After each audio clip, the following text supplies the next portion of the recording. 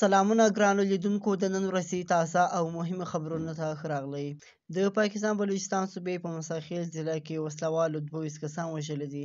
د موسی اسسټنټ کمشنر نجیب الله کاکړ ویلي دي د وژنو او 21 ګاډیو سوځېدلو خبرې تایید کړې ده.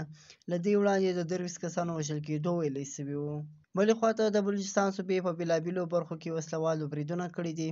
د امنیتي الکارو په ګډون لږ تر لږه 30 کسان وژل سوي دي چې ډېری نور کسان هم پکې ژوبل دي. همداراز حماس وایي په اسرائیلو توغندۍ غورځولي دي او د اوربند لپاره یې د اسرائیلو شرطونه رد کړي دي. د توغندیو دغه برید په داسې حال کې سوی ده چې حماس وایي د اوربند خبرو لپاره یې د اسرائیلو لخوا وړاندې شوي شرطونه رد کړي دي.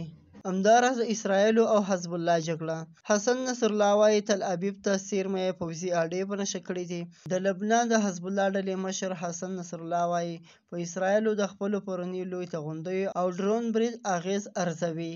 همداراز د بلوچستان وزیر اعلی سرفراز بګټي د تېرې ورځې په بریدونو باندې اندېښنه ښودلې ده او ویلي دي چې دغه بریدګر به خپل انجام ته رسیږي. بلې خواته په شمالي وزیرستان رزمه کې بمي چاودنه سوې ده چې د اطلاعاتو تر مخې 4 کسان شهیدان سوي دي او 14 کسان نور ټپیان دي او ځایي خلک وایي چې دغه پیښه نن رامنځته سوې ده. بلې خواته په افغانستان کې د طالبانو حکومت د لوړو زده کړو چارسنبالي وزیر ویلي دي چې د ښځینه زده کړو په اړه د علماو څېړنې روانې دي او په پایله کې به یې پرېکړه کیږي چې پر مخ یې د منځنیو ښوونځیو او پوهنتونونو دروازې پرانیستل شي او که نه. بلې خواته په افغانستان کې د ملګرو ملتونو مرستندویه ماموریت یوناما په هغه هیواد کې د طالبانو حکومت لخوا د امر بالمعروف د یو قانون په عملي کولو اندېښنه څرګنده کړې ده.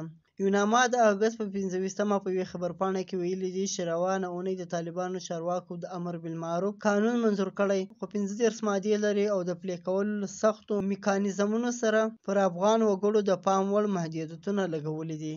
دا و د نن ورځې تازه او مهم خبرونه. سبا نیوز سبسکرایب کړئ او له نورو ملګرو سره هم شیر کړئ.